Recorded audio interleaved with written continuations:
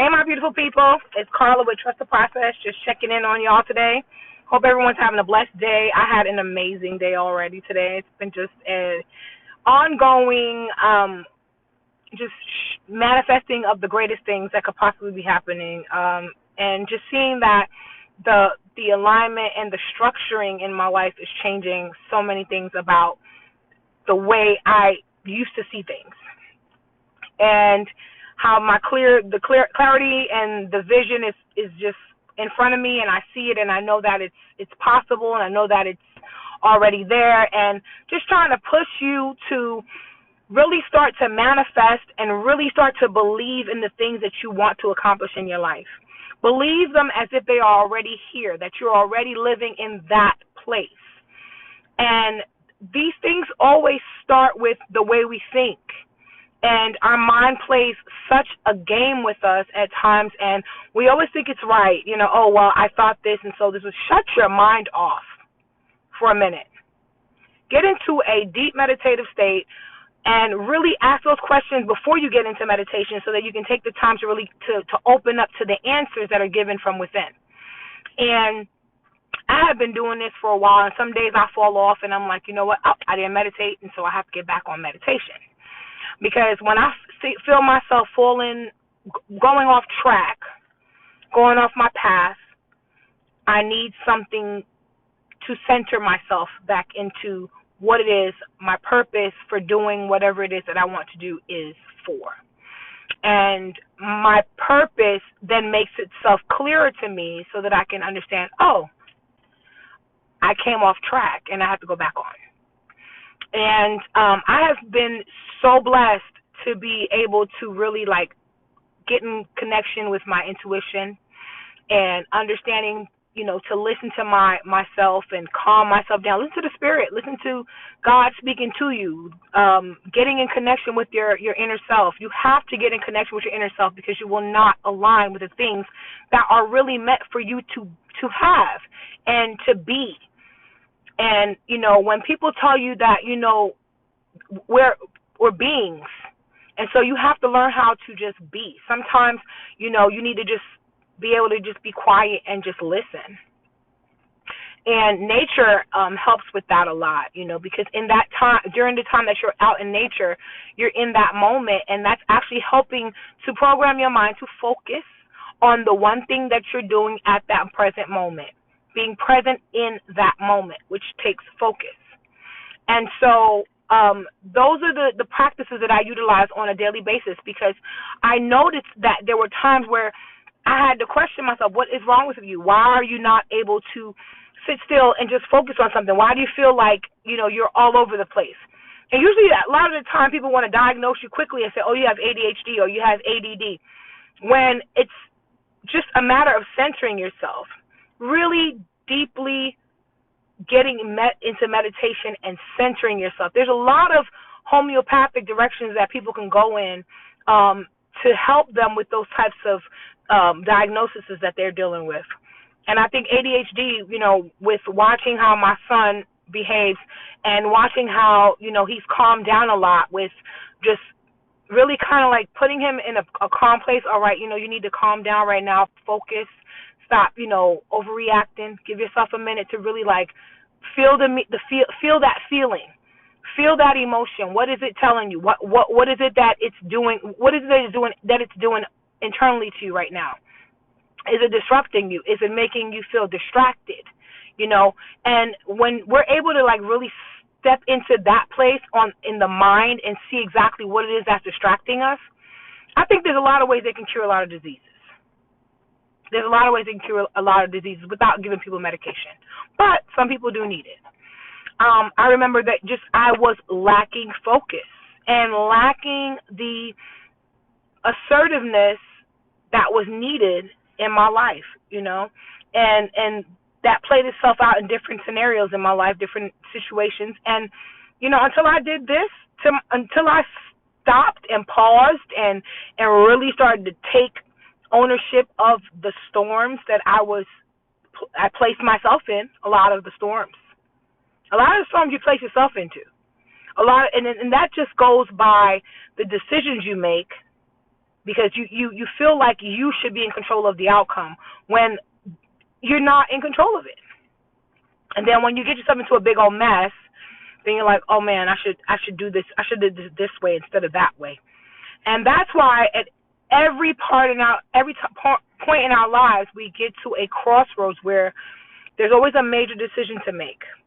And my crossroads came at 40, where it was like, okay, you're being presented with this again, and what has the past decisions that you've made, what were the outcomes of those past decisions? And if you're fully aware of the decisions that you made in the past and the outcomes that were given to you from those decisions, then you know that you need to take another route, because you don't want that same thing again. And so when you know better, you do better. And you don't allow yourself to keep playing out the same cycles if you know what caused that to happen. And so the changes that will come from you doing that internal work really benefits you, it benefits your children, it benefits your children's children. Just really taking that time. A lot, and also identifying yourself, because I was listening to something the other day from Torrey Roberts, and he was like, write down your identity statement. Something that I didn't really want to do at the time, but I was like, you know what? I need to do that. And in the process of me thinking about what it is that I wanted my identity statement to look like and what I wanted it to read was, I am a wife, I am a motivator, I am a mother, I am a writer, I am a creative being, and those are the things that we need to nurture within ourselves, the positives. Because if you're constantly projecting and living out that, you're living out that negative, and the mind is programmed in a negative way, and you're constantly in that negativity all the time, your outcome is negative. It's science. It's science. And a lot of us don't pay attention to that. So we made our lives harder by not listening and not following the blueprint. It was pretty clear what we should not have been doing, but we were doing it anyway, thinking that we could change something. You can't change it. If you do something negative, your karma will be negative. If you do something positive, your karma will be positive. And so that is where a lot of us are falling short and continuing to see that negative cycle in our lives over and over again. And it's time to put, a stop to that and really check in with yourself.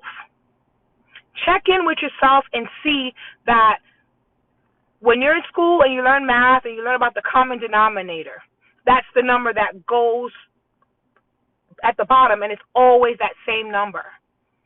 It's the common denominator.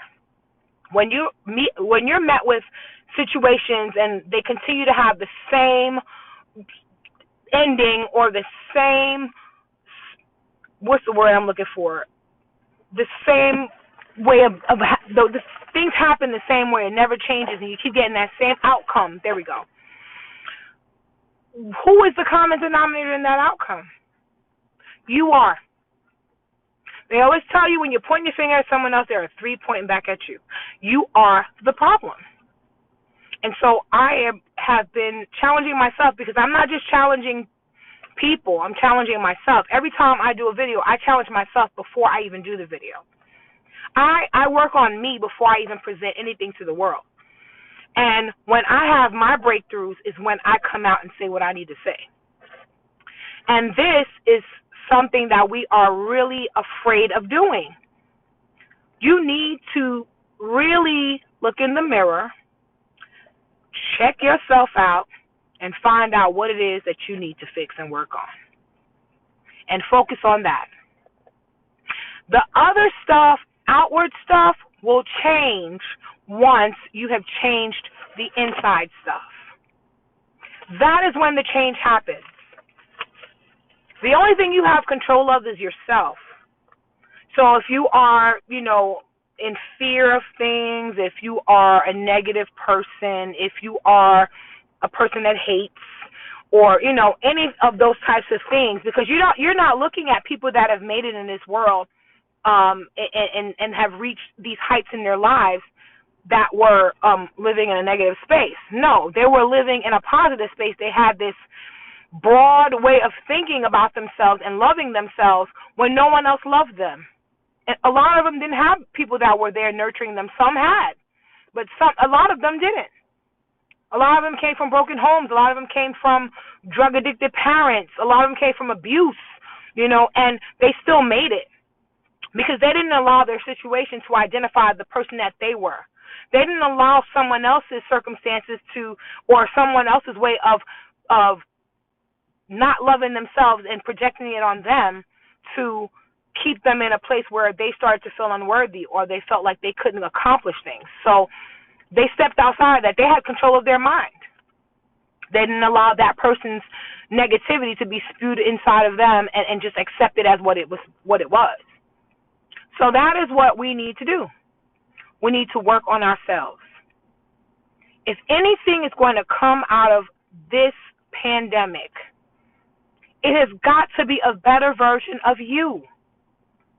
It has to be. You can't come out of this pandemic and not be a better version of yourself. If this pandemic didn't teach you in its stillness and in all the deaths that we have experienced and continue to experience, that you really need to just be still and really figure out where it is that you want to go. What direction do you really want to go in? Because God is really, really like watching everything that we're doing. He's been watching us forever. And a lot of us, including myself, have at times pushed him aside as if he didn't really exist. I've done it. And then I had a wake-up call that told me, you know what? You keep doing this, and this is what your life's going to be like. There's either life or death, love or fear. That's it. Those are the crossroads that you deal with on a regular basis. You have to make a choice. Do you want to live in love or do you want to die in fear? That's just it, and I don't fear death anymore. I don't fear any of that stuff because you know why? I know that what I'm doing now for myself and for my children will live on. I will never die. I will have everlasting life because I have manifested and projected that there's a change that needed to be made and that I have been chosen to make that change. And so in order for me to live a life eternal, I have to make those changes, and so that they can be lasting changes. They will be generational changes. They will change the DNA of my family. They will change the mindset of my family. And so that is what we have to do. So if you're living in a poverty mentality, a hate mentality, unworthy mentality, beating yourself up all the time, victimized, you're a victim of every circumstance that you've gone through, get out of that. Get out of that. Shift your mind completely from that. And it's going to be some horrid situations on a mental level, on a spiritual level. You're going to have moments of pure crying and tears of like just disgust because you will start to identify the parts of you that are not good. And you will see that the parts of you that are not good are the parts of you that attract other people that are not good. And until you do that, you will continue to attract what you attract. I choose to stay by myself right now. I'm not alone. I enjoy my life. I'm happy. I live a joyous life every day. But I knew that there was some internal work that needed to be done. Because if like attracts like, I don't want to attract anything that is negative within me. So if I was in an unworthy place, living in an unworthy place, if I was living in a place of abandonment, if I was living in a place of fear, that was the only things that I would have attracted.